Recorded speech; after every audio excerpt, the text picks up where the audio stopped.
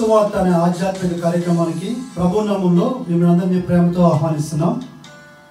Sister సుల్తాన్ నవీన్ గారు చెప్తున్న వాక్యము మీ అందరికీ దీవెనకరంగా ఆశీర్వాదకరంగా ఉందని మేము ప్రార్థిస్తున్నాం. మీ యొక్క అభిప్రాయాలు సలహాలు యూట్యూబ్ లింక్ ద్వారా మాకు తెలియపరచగలరు. మీలో ఎవరికైనా ప్రార్థన అవసరం ఉన్నట్లయితే స్క్రీన్పై కనిపిస్తున్న మొబైల్ నెంబర్కి మీరు ఫోన్ చేసినట్లయితే మీ కొరకు మేము ప్రార్థన చేస్తాం. ప్రభు మిమ్మల్ని దీవించుగాక. సంజారాగముచు పట్టుచు చంద్రబింబమంతా అందముగలదై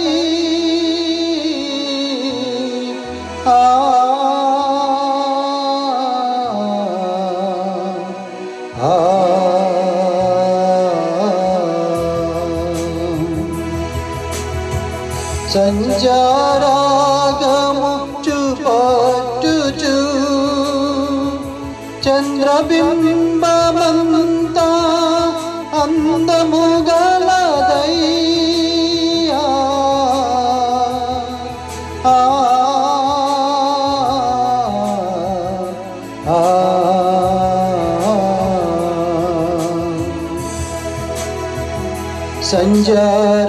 సంజారాగముచు పట్టుచు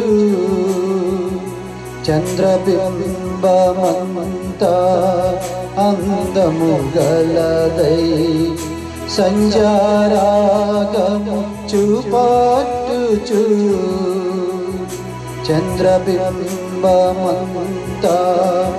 అందముగలదై యుగిత సమభీకర రూపిణియగు ఈమె ఎవరు?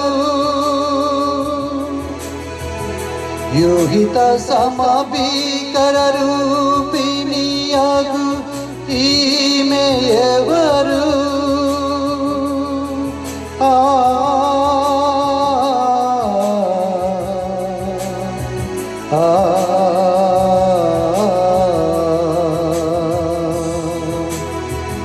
యుహిత సమభీకర రూపిణియగు ఈమె ఎవరు? ఈమె ఎవరు?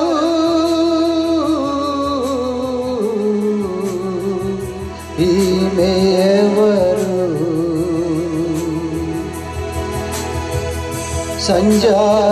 సంజారాగముచు పట్టుచు చంద్రబింబమంతా అందముగలదై నా ప్రియుడు ధవలవర్ణుడు అతడే నా రత్నవర్ణుడు అతడే నా విమోచకుడు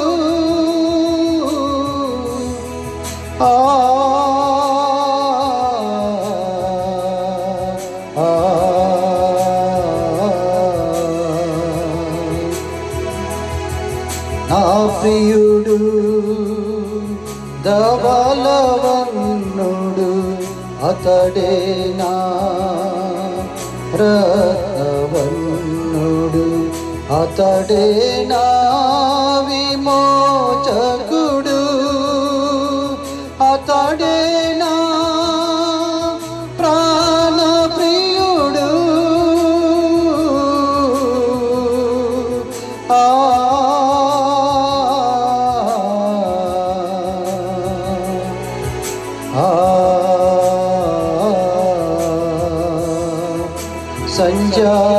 సంజారాగముచు పట్టుచు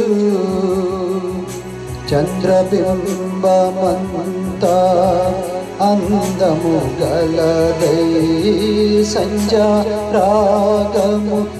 పట్టుచు చంద్రబింబమంతా అందముగలదై లోయలలో చెట్లు ఎట్లున్నవో ద్రాక్షవల్లులే చిగురించెనా దాడిమ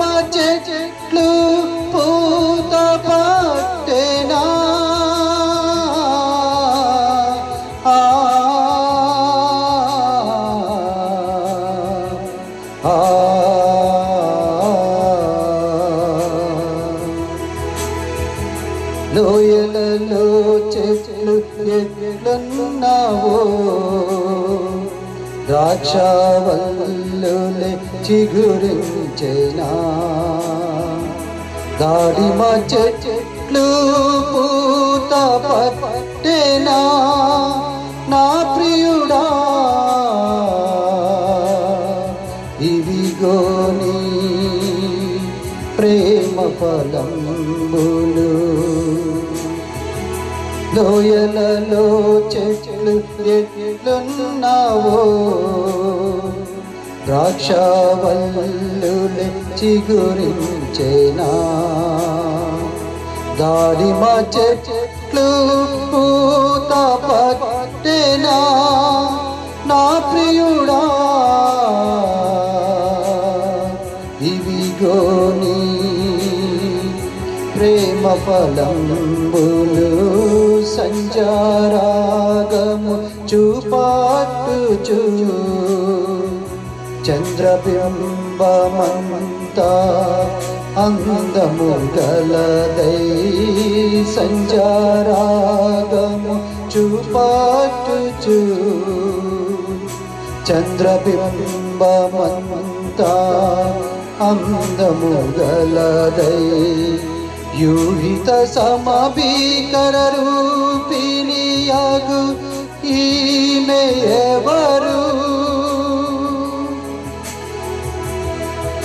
యూహిత సమభీకర రూపిణియాగు ఈమె ఎవరు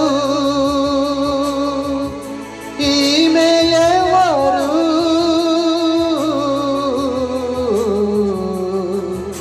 ఈమె ఎవరు ఆ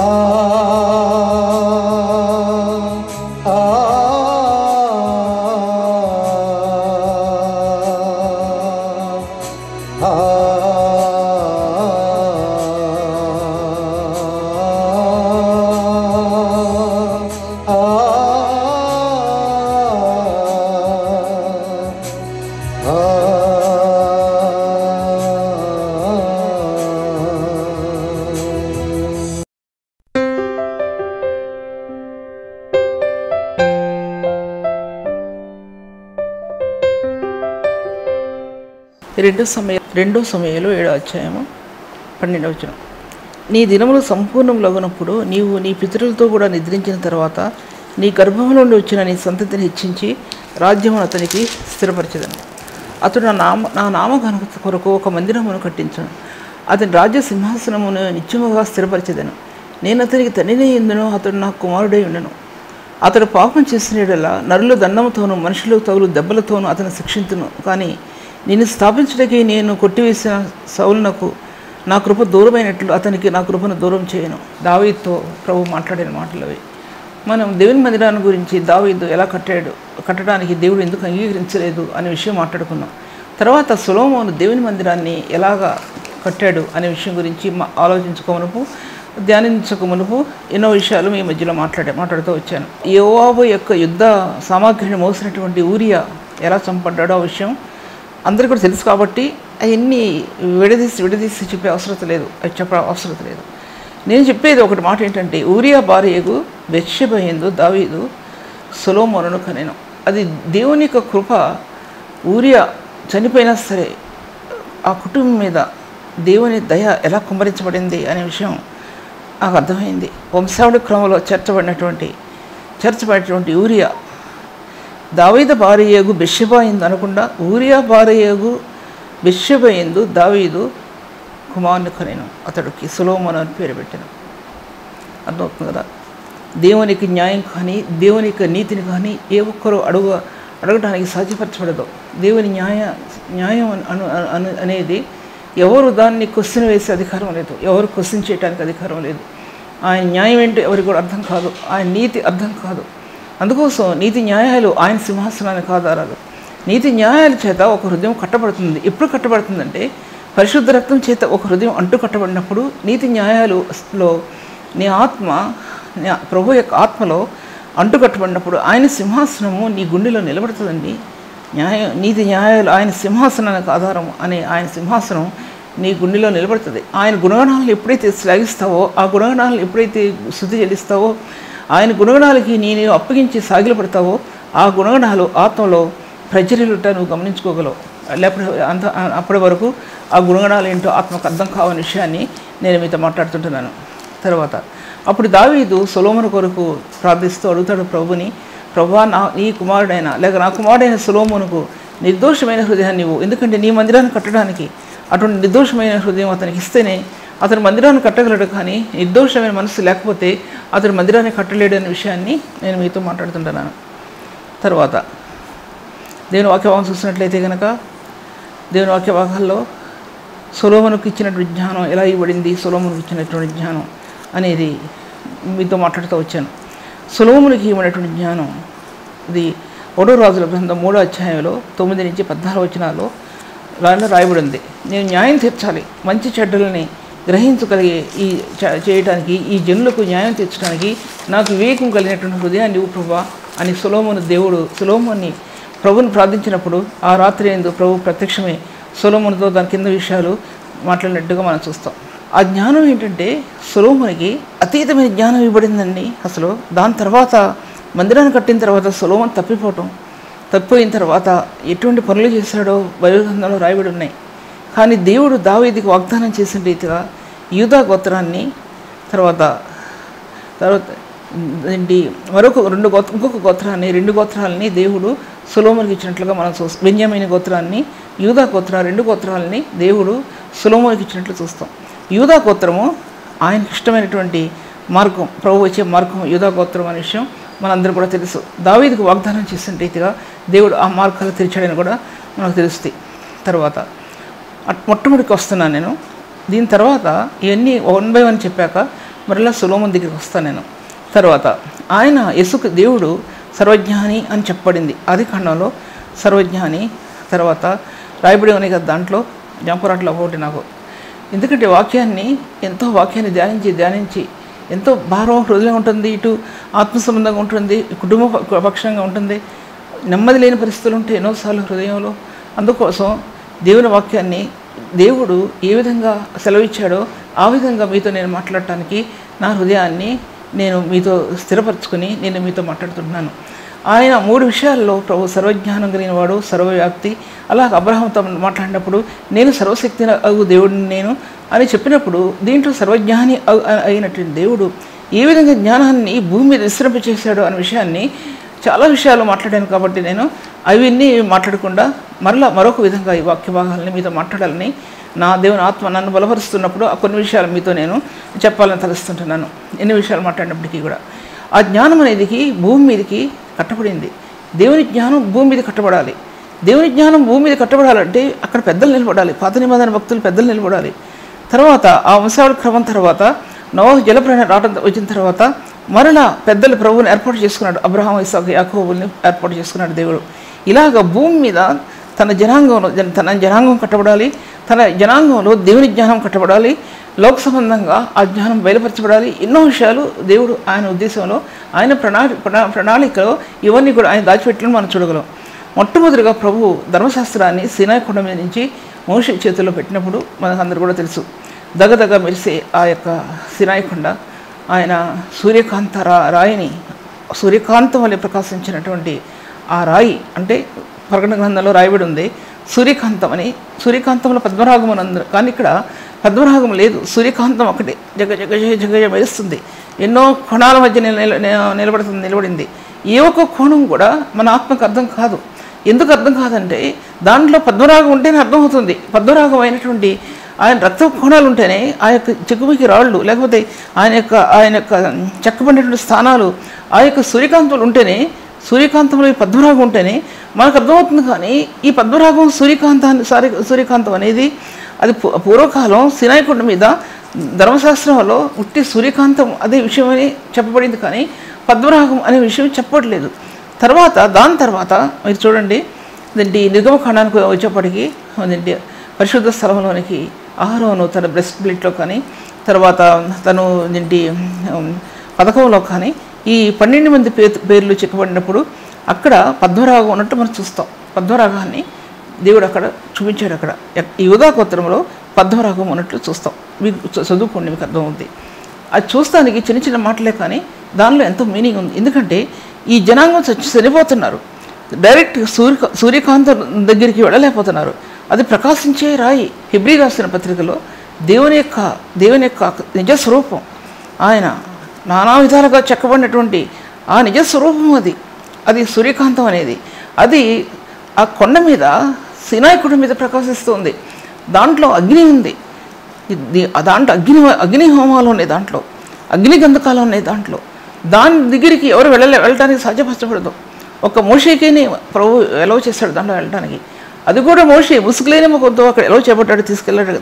దేవునితో ముఖాముఖిగా మాట్లాడిన వారు అదేంటి మోషే ఒక్కడే, ఒక వ్యక్తి. ఆ వ్యక్తి ముసుగులేని ముఖంతో దేవునితో ముఖాముఖిగా మాట్లాడిన వ్యక్తి తిరిగి దేవుని దగ్గర నుంచి వచ్చిన తర్వాత తల మీద ముసుగు వేసుకుని వాక్యం చదువుకోండి, నేను అబద్ధం చెప్పడం కాదు. అటువంటి సినాయి కొండ అదిరిపోతుంది ఆయన యొక్క శక్తికి. గజగజలాడుతుందని రాయబడిందో దేంట్లోనో చూడండి, కీర్తనలో. అసలు అటువంటి స్థానం హెబ్రీ రాసిన పత్రికలోనూ దాంట్లో రాయబడింది. ఏమో రాయబడింది? సృజించి తెలుసుకున్న తగ్గుచున్నట్టు మన్నుచున్నట్టు కొండకు గడాంధకారమునకు మీరు వచ్చి ఉండలేదు. అంటే మన్నుచున్నట్టు కొండ, గడాంధకారమైనటువంటి ఆ స్థలాల్లో ఆ సినాయి కొండ ప్రకాశిస్తుంటున్నప్పుడు దాని దగ్గరికి ఏ మానవుడు కూడా రాలేకపోతున్నాడు, తలెత్తి చూడలేకపోతున్నాడు ఆ సినాయి కొండనే. ఇప్పుడు మీరు తెలుసుకున్నట్టు ఆ రాసి కింద ఇప్పుడు మీరు సియోను కొండకు వచ్చారు. ఇప్పుడు మీరు సియోను కొండ, అది సినాయి కొండ కాదు, సియోను కొండ, కల్వరి కొండ తర్వాత అది సియోను కొండ, సర్వసంపూర్ణతను చూపిస్తుంది సియోను కొండ. రారాజు అక్కడ ధ్వజమెత్తుతాడు. రాజాది రాజు అక్కడ దండం తీసుకొని దావీదు సింహాసనాన్ని తీసుకుని దావీదు చిగురై అక్కడ రాజ్యం వెళతాడు సియోను కొండ మీద. సియోను కొండ మీద దేవునికి సింహాసనం అక్కడ స్థాపించబడుతుంది. ప్రభు వచ్చిన రెండో రాకడలో ప్రభు వచ్చిన తర్వాత ఈ స్థానాలన్నీ దాంట్లో చూపించబడుతున్నాయి. మీరు ఎక్కడికి వచ్చారంటే సియోను కొండకు వచ్చారు అని హెబ్రీ రాసిన పత్రిక 12వ అధ్యాయం ఆఖరులోనూ రాయబడి చూడండి, దాంట్లో రాయబడి ఉంది. నేను నోట్ చేసుకోలేదు ఆ విషయాన్ని.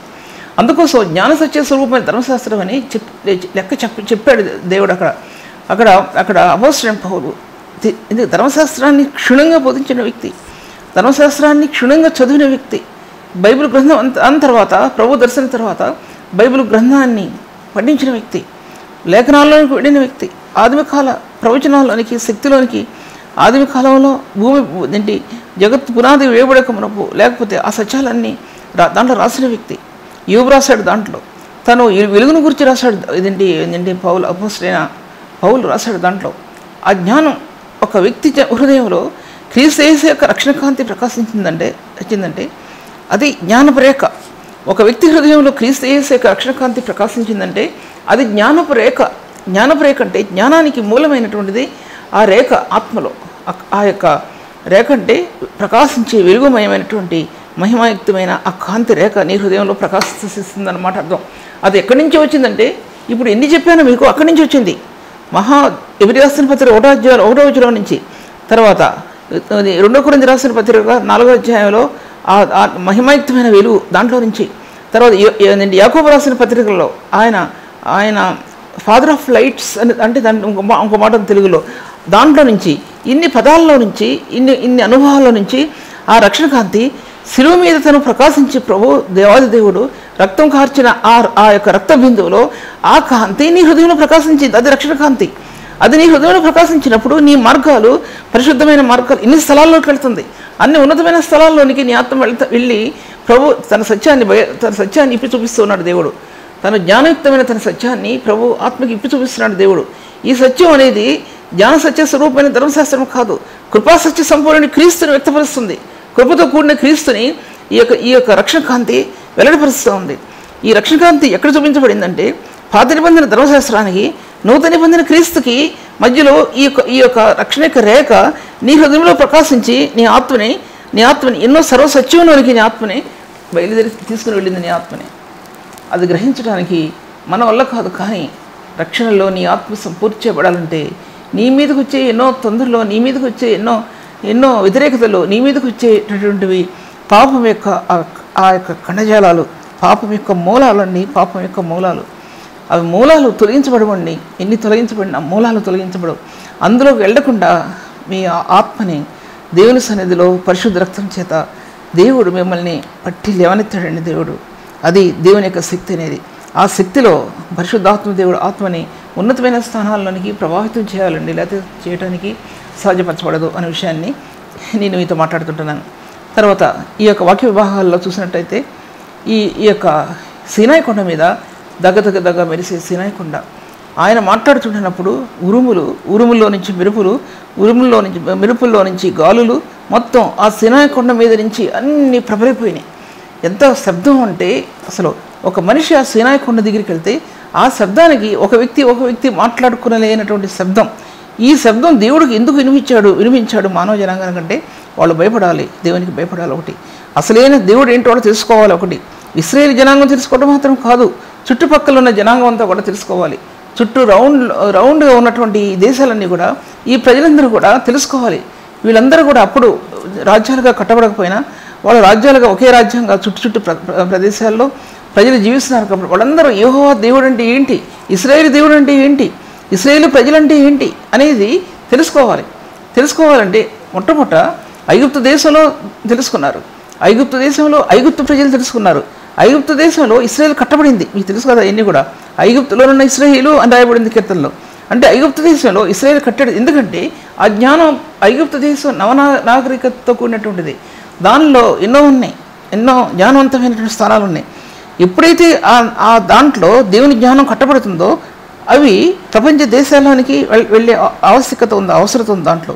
అందుకోసం యేసేవుని అక్కడ ఎన్నుకున్నాడు దేవుడు. అది వేరే సబ్జెక్ట్, వేరే సబ్జెక్ట్లో మళ్ళీ వస్తాను నేను. తర్వాత ఆ ప్రకాశించే ఆ యొక్క స్థానాల్లో అగ్ని నిలబడిందండి. అక్కడ అగ్ని, పరిశుద్ధుని యొక్క అగ్ని కణాలు నిలబడ్డాయి. అందులో ధవళ సింహాసనాసుడే ఉన్నటువంటి దేవాది దేవుడు అక్కడ కనబడ్డాడండి మోషేకి.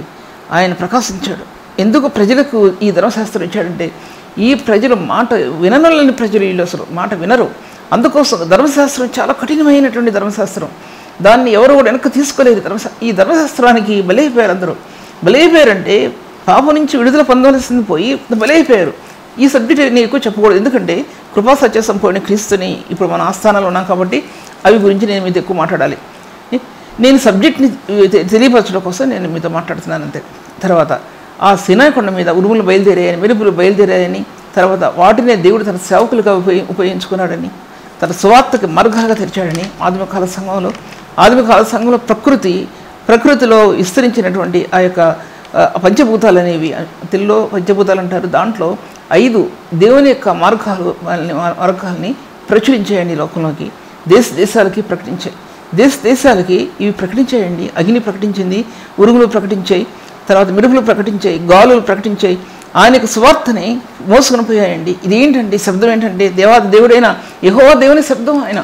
ఆయన శబ్దం, ఆయన సీనాయి కొండ మీదకి వచ్చాడు. ఆయన ఇశ్రాయేలు జనాంగం కోసం అని ప్రజలకు తెలియపరచబడిందండి. అందుకని దేశాలు హిందూ ముస్లిం కంట్రీస్ అయిపోయినాయి. హిందూ ముస్లిం కంట్రీస్ ఎందుకంటే క్రిస్టియన్ కంట్రీస్, ముస్లిమ్స్ కంట్రీస్ అయిపోయాయి. ఎందుకు కారణం ఏంటంటే ఉంటే ఇతర దేశాల్లో మీరు చూస్తే ముస్లిం కంట్రీ అయి ఉండాలి, ఏంటంటే క్రిస్టియన్ కంట్రీ అనే ఉండాలి. దానిలో ప్రభువుని తెలుసుకున్నటువంటి వాళ్ళు శాతం అనేది చాలా తక్కువ అని చెప్పాలంటే. అటువంటి పరిస్థితుల్లో ఆదిమకాల సంఘం అనేది ఆ విధంగా ముందుకెళ్ళినట్టు, ఆ విధంగా ముందు భాగాల్లో మనం చూడగలుగుతాం ముందు భాగాల్లో. తర్వాత దేవుని యొక్క మహిమ ఆ భూజనులందరూ కూడా తేలి చూచారండి. ఆ యొక్క వెలుగుని, ఆ మహిమను చూశారు, దగ్గరికి వెళ్ళలేకపోయారండి, దూరం నుంచి చూశారు. యెహోవా దేవుడు అంటారు ప్రజలు అంటారు, నువ్వు మాకు చెప్పు, నువ్వు చెప్పు, కానీ మేము వెళ్ళాం, ఆ శబ్దం మేము వినలేం అంటారు. మేము చచ్చిపోతాం మేము అక్కడికి వెళ్తే. మోషేతో నువ్వు మాకు చెప్పు, మేము వింటాం అని అంటారు. చదవండి భాగం చూస్తే కనుక. అందుకోసం హెబ్రీ రాసిన పత్రిక వచ్చేపాటికి ఆయన మహిమైక తేజస్సు అనేదానికి, ఈ మహిమైక తేజస్సు అనేది ఈ ధర్మశాస్త్రంలో దాచిపెట్టబడి ఉందండి. ధర్మశాస్త్రంలో ఈ మహిమైక తేజస్సు దాచిపెట్టబడి కల్వరిశిలో వచ్చేపాటికి ఆ మహిమైక తేజస్సులో కృపా సత్య సంపూర్ణుడి క్రీస్తు కనబడ్డాడు. దాంట్లో ఈ మహిమైక తేజస్సులో సూర్యకాంత వంటి ఆ కాంతిలో కృపా సత్య సంపూర్ణుడైన క్రీస్తు మనకు కనపడలేదండి. కొంతమంది ప్రవక్తలకు దేవుడు మోషే అలాంటి వాడికి బయలుపరిచాడు. కన్నీరు కారుస్తూ ఉన్నటువంటి దావీదుకు బయలుపరిచాడు. కొంతమంది ప్రవక్తలు బయలుపరిచాడండి. ఆయన కృపా సత్య సంపూర్ణుడైన క్రీస్తుని ఆ బాధలు తట్టుకోలేక మోషే ఏడుస్తుంటే, ఎందుకంటే 5-20 లక్షల కాల్బలాన్ని తను నడిపించాలంటే ఎంత వ్యధ చెందాలండి. ఈ రోజుల్లో ఒక కుటుంబంలో 2-3 పిల్లలే నడిపించలేకపోతున్నామే. 20 లక్షల కాల్బలాన్ని నడిపించాలంటే కొట్టుకులాడిపోతున్నాడు తన హృదయం. వేదన పడుతుందంట, అతని హృదయం తల్లడిల్లిపోతుంది. ఎందుకంటే ఇంకా తన ధర్మశాస్త్రం నుంచి తన పేరు తుడిచేయడానికి కూడా తనకి ఇష్టంగానే ఉంది అప్పుడు. ఎందుకంటే తన పేరు తుడిచేస్తే చాలు కదా, ఇక తన పేరు తుడిచేస్తే ఇక దేవుడు చూసుకుంటాడు ఈ 20 లక్షల కలబలాన్ని. ఎందుకంటే మానవ మాత్రుడుగా నేను తట్టుకోలేకపోతున్నాను అనుకున్నాడండి. ప్రభువా, నువ్వు నా ధర్మశాస్త్రం నా పేరు తుడిచే, ఎందుకంటే నా వల్ల కాదు ఇది. మళ్ళీ ఒక చోట అంటాడు, నేను గర్భమును పుట్టిన తండ్రి తన పిల్లల్ని ఎత్తుకుని ఎలా మోసుకుపోతాడో అలా మోసుకుని పొమ్మంటున్నావు ప్రభువా నువ్వు నన్ను, నా వల్ల కాదు కదా. గర్భమున పుట్టిన బిడ్డల్ని తండ్రి ఎత్తుకుని భుజం మీద ఎత్తుకుని తీసుకువెళ్ళినట్టు నన్ను ఈ జనాంగాన్ని మోసుకుని వెళ్ళమంటున్నావు ప్రభువా, అది నా వల్ల కాదు అంటాడు మోషే అక్కడ. అటువంటి పరిస్థితుల్లో కొత్త నిబంధన సంఘం, ఇటు పాత నిబంధన సంఘం. కొత్త నిబంధనలో కృప, పాత నిబంధనలో ధర్మశాస్త్రం. ఈ రెండింటి మధ్య సిలువ నిలబడింది. సిలువ యొక్క కార్యం గ్రహించిన వాళ్ళకి సిలువ ప్రత్యక్షమైంది పాత నిబంధనలో, జ్ఞాపకం చేసుకోండి. ఎవరికంటే మోషే లాంటి వాళ్ళకి వంట సందుల్లో, అలాగే దావీదు లాంటి వాళ్ళకి తన పరిశుద్ధ స్థలంలో దాచిపెట్టబడి ఉన్న ప్రభు, పరిశుద్ధ స్థలాల్లో ఉన్నటువంటి ప్రభు దావీదుకు బయలుపరచబడ్డాడండి. ఆయన ఆత్మవేదంలో అనుకున్నాడు. 51 కీర్తనలో చదివితే అర్థం ఉంది, నీ పరిశుద్ధాత్మని నా ఇద్దరు నుండి తీసేయొద్దు ప్రభు. ఎంత వ్యధ చెందాడు తన జీవితంలో అనే విషయాన్ని. ఒక వ్యక్తి పాపంలో పడిన వ్యక్తి, పరిశుద్ధుడై ఉన్న వ్యక్తి ఆ స్థానంలో ఉంటే అటువంటి వ్యధ హృదయంలో ఉంటుందండి, ఖచ్చితంగా ఉండి తీరుద్ది. అదే గుర్తు ఈ లోకంలో పరిశుద్ధుడైన వ్యక్తికి, పాపంలో జీవించే వ్యక్తికి అది గుర్తండి. తన దుఃఖం, తన వేదన గుర్తు. అది బండబారిపోతే హృదయం, అది మనం చెప్పలేం. కానీ మొట్టమొదటి హృదయంలో అటువంటి స్థానంలో ఆ వ్యక్తి నిలబడటానికి మాత్రం ఇష్టపడ్డని విషయాన్ని నేను మీతో మాట్లాడుతుంటున్నాను. ఇంకా చూసినట్టయితే కనుక దేవుని యొక్క మహిమను అది చెప్పేసినది. తర్వాత ఆయన దేవుని యొక్క మహిమ యొక్క తేజస్సు అనేది హెబ్రీ రాష్ట్ర పత్రికలో ఏ విధంగా ఉందో ఆ విషయం గురించి కూడా నేను మీతో మాట్లాడుతున్నాను. హెబ్రీ రాష్ట్ర పత్రిక ఆ విధంగా ఈ యొక్క పౌలు ఈ కంపారిజన్ ఎలా వచ్చిందంటే హెబ్రీ రాష్ట్ర పత్రికలోనే మధ్య అధ్యాయాలు చూస్తే కనుక ఈ నీతి అనేది కలవరి నీతి. ఈ కలవరి నీతి అనేది తండ్రి అయిన దేవుడు కుమారుని సిలువకు అప్పగించి ఈ కలవరి నీతిని ధర్మశాస్త్ర యుగంలో ప్రవేశపెట్టి, ధర్మశాస్త్ర పలకల మీద రాయబడి ఉన్నటువంటి ఆ చేవ్రాతను కొట్టివేశాడని కొలస్సీ రాసిన పత్రికలో ఉందండి. కొట్టివేశాడు. ఎందుకంటే తన కుమారుని బలి అర్పించి, చెప్పడానికి చాలా తెలియగా ఏమీ లేదు సబ్జెక్ట్ అది. తన కుమారుడైన ప్రియ కుమారుడైన క్రీస్తుని బలి అర్పణ మీద అర్పించి, అది ప్రకటన గ్రంథంలో బంగారు బలి అర్పణ ఆ యొక్క దాంట్లో పెట్టి క్రీస్తు యొక్క దైవత్వాన్ని చూపించి, క్రీస్తు యేసు యొక్క మహిమను చూపించి, దేవాది దేవుడు హెబ్రీ రాష్ట్ర పత్రికలు ఎలా ఉన్నాడో చూపించి, ఆయన సినాయి కొండ మీద ఎలా ఉన్నాడో చూపించి, ఆయన ఆ ప్రభుని సువర్ణ బలిపీఠం మీద, అంటే అర్థం ఏంటంటే మనం చూస్తానికి ఏమీ కనబడలేదు కానీ ఆ ప్రభు సువర్ణ బలిపీఠం మీద అర్పించబడ్డాడండి కలవరి సిలువ. అటువంటి ప్రభు కలవరి సిలువలో చూస్తానికి కలవరి సిలువే కానీ అది సువర్ణమైన బలిపీఠం. పరిశుద్ధుడు త్యాగపూరితమైనటువంటి స్థానం. పరిశుద్ధుడు తన స్థానాన్ని తొలగించుకుని, తన ఉన్నతమైన స్థానాన్ని తొలగించుకుని, తన గొప్పతనాన్ని తొలగించుకుని ఆ బలిపీఠం మీద ఒక పశువుగా ప్రభు, ఒక గొర్రెపిల్లగా ప్రభు ఆయన అర్పించబడినప్పుడు అందులో నుంచి వచ్చిందండి రక్తం.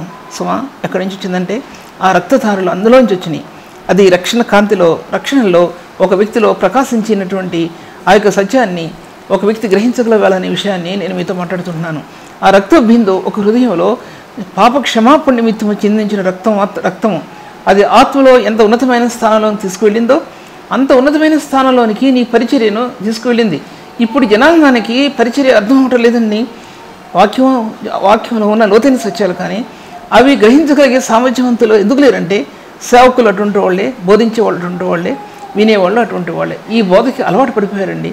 అసలైన శిశులైన పరిశుద్ధుని యొక్క సిలువ యొక్క సత్యాన్ని గ్రహించలేనటువంటి పరిస్థితుల్లో ఈ లోకం ఉందనే విషయాన్ని నేను మీతో కొంతమంది క్రైస్తవ జనాంగం ప్రభులో జీవించేవాళ్ళు కొంతమంది ఉన్నారు అనే విషయాన్ని నేను మీతో మాట్లాడుతుంటున్నాను. తర్వాత దాంట్లో ఇంకా ముందుకెళ్తాను. నేను ఈ సబ్జెక్ట్ అయిపోయిన తర్వాత మళ్ళీ 3వ భాగంగా మళ్ళీ మాట్లాడతాను. ఎందుకంటే అందులో ఐగుప్తులో దేవుడు తన ప్రజలు తోడుకొచ్చినప్పుడు ఐగుప్తు దేశం ఎలా ఉందంటే ఎప్పుడు తీసుకొచ్చాడు దేవుడు? ఎప్పుడైతే యేసేపు దాసుడికి అమ్మబడ్డాడో, ఆయన దాసుడికి అమ్మబడి ఐగుప్తు దేశంలోకి వెళ్ళాడో అక్కడి నుంచి పరిస్థితి మారిపోయిందండి. పరిస్థితి అంతా మారిపోయింది. అబ్రహాంకి ఇచ్చిన వాగ్దానం 400 సంవత్సరాలు లేక 430 సంవత్సరాలు ఇశ్రాయేలుకి ఇదేంటి ఐగుప్తీయులకు దాసులు అవుతారు అని చెప్పినటువంటి ప్రభు దేవుడు వారికి ముందుగా యేసేపుని అక్కడికి పంపించును అని కూడా రాయబడింది. యేసేపుని అక్కడ పంపించి యేసేపు గురించి నెక్స్ట్ వీక్ క్లాస్లో చెప్తా, ఎందుకంటే ఆ సబ్జెక్ట్ ఇప్పుడు అవ్వదు అని చెప్పడానికి. అందుకోసం ఐగుప్తులో నుండి కీర్తనలో 114 కీర్తనలో 1-2 వచనములు, ఐగుప్తులో నుండి ఇశ్రాయేలు అన్య భాష గల జనుల్లో నుండి యాకోబు బయలువెళ్ళినప్పుడు యూదా ఆయనకు పరిశుద్ధ స్థలం ఆయను, ఇశ్రాయేలు ఆయనకు రాజ్యమాయను. జ్ఞాపకం ఉంది కదా. 114 కీర్తన 1 అధ్యాయం 2 వచనాలు. ఐగుప్తులో నుండి ఇశ్రాయేలు అన్ని భాషలు గల జనుల నుండి యాకోబు బయలుదేరినప్పుడు ఎలా ఉందంటే యూదా ఆయనకు పరిశుద్ధ. ఏమీ లేదు, ఇశ్రాయేలు గోత్రాలు బయలుదేరియండి ఐగుప్తు దేశానికి. ప్రభు ఆజ్ఞ చెప్పాడు యాకోబుతో, యాకోబు నువ్వు వెళ్ళడానికి భయపడవాకు, నేను నీకు తోడే ఉంటాను, నేను నీకు తోడే ఉంటాను, నువ్వు వెళ్ళటానికి భయపడొద్దు అని చెప్పినప్పుడు ఐగుప్తు దేశానికి ప్రయాణమైనప్పుడు అక్కడ యేసేపు సీన్లోకి వస్తాడండి. దానిలో గోషెన్ దేశం వెళ్ళే ముందు వరకు అప్పుడు యేసేపు ఎదురొచ్చి రథం మీద తండ్రి భుజం మీద పడతాడు, మెడ మీద పడతాడు. తండ్రి యేసేపు మెడ మీద పడతాడు. ఒక్కళ్ళ కౌలించు నడుస్తారండి. ఎన్ని సంవత్సరాలు వీడియో ఉన్నాడు, 13-14 సంవత్సరాలు, మరి నాకు కరెక్ట్ లెక్క తెలియదు. అన్ని సంవత్సరాలు తండ్రిని చూడలేదండి. తన ప్రియమైన కుమారుడు తండ్రిని చూడలేదు, కొడుకును చూడలేదు. వీరి మధ్య ఉన్న ప్రేమ ఎటువంటి ప్రేమ అంటే అసలు అటువంటి ప్రేమ ఇప్పుడు కనబడదండి. అటువంటి ప్రేమ ఇప్పుడు కనబడదు. అటువంటి ప్రేమతో కుమారుడు వెళ్ళి తండ్రి మెడ మీద పడి ఏడ్చినప్పుడు తండ్రి వెళ్ళి కుమారుడు ముద్దు పెట్టుకుని మెడ మీద పడి ఏడ్చును అని బైబిల్ చదవండి. అబ్బా, ఆ ప్రేమ యొక్క బంధం అన్నది, ఆ ప్రేమ యొక్క బంధం నేటి కుటుంబ వ్యవస్థలో అది నిలబడగలిగితే బిడ్డలు బయటికి వెళ్లకుండా ఇంట్లో ఉండగలుగుతారండి, లేకపోతే ఉండలేరు.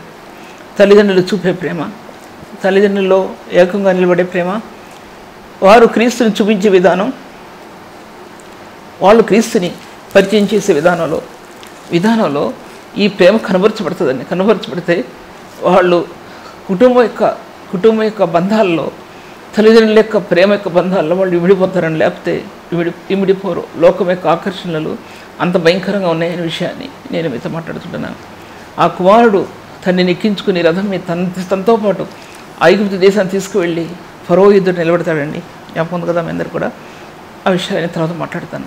తర్వాత వాక్య భాగంలో అందుకోసం మొట్టమొదటిగా ఇశ్రాయేల్ అనేది యూదా ఆయనకు పరిశుద్ధ స్థలం ఆయను, ఇశ్రాయేలు ఆయనకు రాజ్యమయ్యాను. ఎప్పుడంటే ఐగుప్తు దేశంలో ఇశ్రాయేలు అన్య భాష గల జనుల నుండి యాకోబు బయలువెళ్ళినప్పుడు యూదా ఆయనకు పరిశుద్ధ స్థలం ఆయను, ఇశ్రాయేలు ఆయనకు రాజ్యం ఆయను.